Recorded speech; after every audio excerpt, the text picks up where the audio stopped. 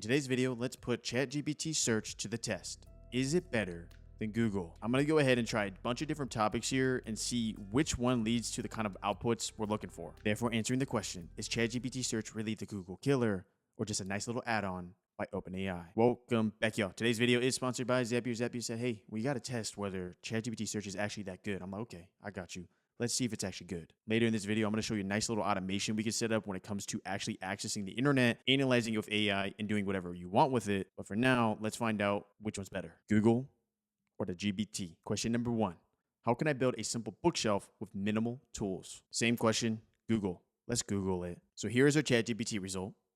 Okay. I mean, it's not amazing. Obviously, we're just getting images of bookshelves. Like, okay, I don't really care. Materials needed, not bad. Wood board, screw and nails, wood glue. Okay.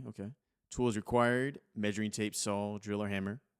And then it goes step by step here, leaving us with additional tips. And then the sources seem to be from Wikipedia and this random article about creative ways to build a bookshelf with cheap or free materials. So if my plan was to actually build a bookshelf here, you'd basically have to follow some type of text-based instructions here. And kind of ambiguous. Sketch a simple design, including the number of shelves and their spaces. Okay. Let's check out Google. This is with Google, and obviously we have the AI overview feature here. I mean, a couple things right off the bat. It isn't just random images of bookshelves. It does provide like actual videos associated with that topic. It does seem to take the same steps though in the sense of like what you need, such as tools you might need that we saw in ChatGPT. Although it does seem to be a little bit more specific on the direction you want to take. Measure and cut 2 vertical side pieces to the desired height. Measure and cut shelf boards and desired width, ensuring they fit snugly between the side pieces. And then scrolling down even further here, I mean, this is where Google is probably going to win a lot in the sense of if you want like step-by-step tutorials, I mean, nothing's really going to beat YouTube or video-oriented content on this topic. So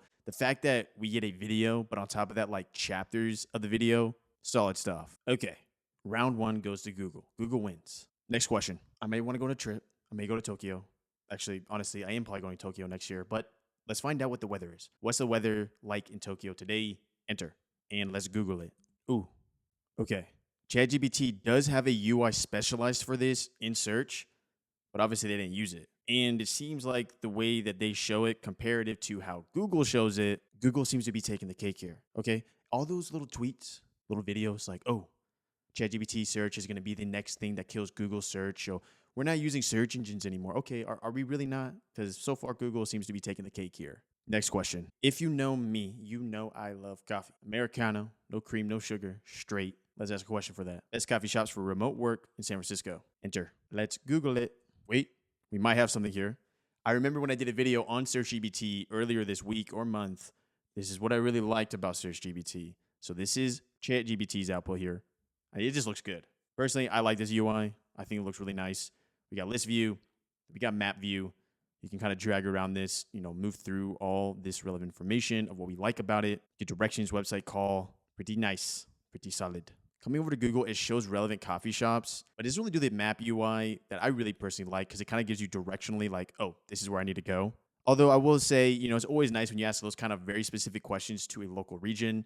Sometimes it's nice to check out Reddit. So that's not a bad first link. Regardless, though, when it comes to just getting the information based off data searched on the internet, I think ChatGPT takes this one. Google 2, ChatGPT 1. Next question. The next question we'll ask is, what is the current sentiment on Tesla stock and its potential for growth in the next year? And before we see the results here, there's one little cool trick I want to show y'all. I'll make sure I leave the video in the description down below. I show you in around 5 minutes how to set up an automation that listens to an RSS feed. Now, specifically in that video, the RSS feed we set up was for listening to the markets. So e.g., when a new stock comes in with specific type of news, we're going to do an AI analysis on that news and get a buy or sell signal. We set up this entire automation using Zapier, AI, and listening to events found on the internet. Pretty cool stuff. I'll leave it down in the description down below, also at the end of this video.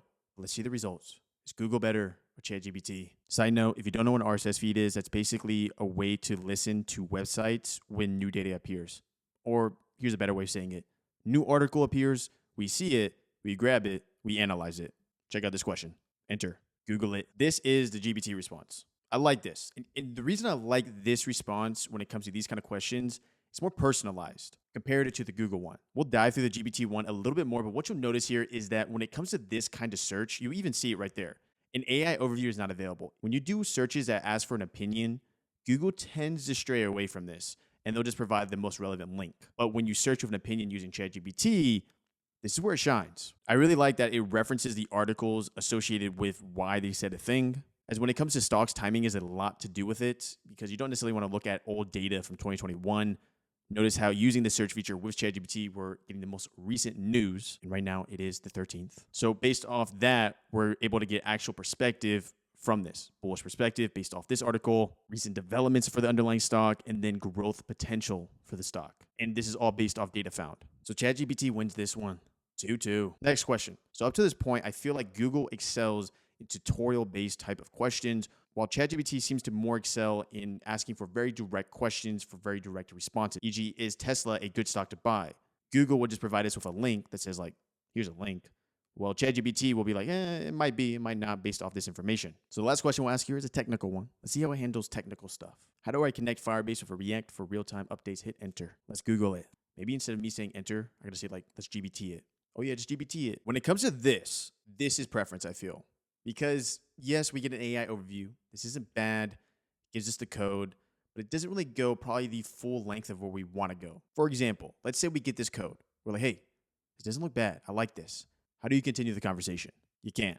So that is definitely a pitfall in this context. Obviously, we're going to get nice videos presented to us as well, which is always a plus of Google. But the limitation of what we can learn on this topic kind of stops because now we can't engage further with the initial output. So then looking at a GBT response for this kind of question, we get all the relevant code that we saw earlier from Google coming all the way down here, but then we're actually able to ask it more questions. So this is another way that ChatGPT excels in a different type of search of why you'd use a search engine. Therefore, I guess 3-2, Google 2, ChatGPT 3. I think in reality, it's use by use. Like, for example, for me personally, if I'm like in a new area, I'm not going to ChatGPT and asking necessarily where's the best corned beef hash. I'll typically just do that on Google and just be like, where's the best corned beef hash? And then click like Google Maps. But if I'm doing something that's maybe more technical, like coding, oh yeah, no, I'm 100% using ChatGPT. I'm not using a Google search because Google searches lead us to dead ends in that context. Therefore, what do you think? Is ChatGPT going to be a Google killer, or can we just live together in harmony? ChatGPT growing and Google growing. I'll see you in the next video. No more Googling it. GBTing it. GBTing it. 2 random videos. That's my face. I'll see you in the next video.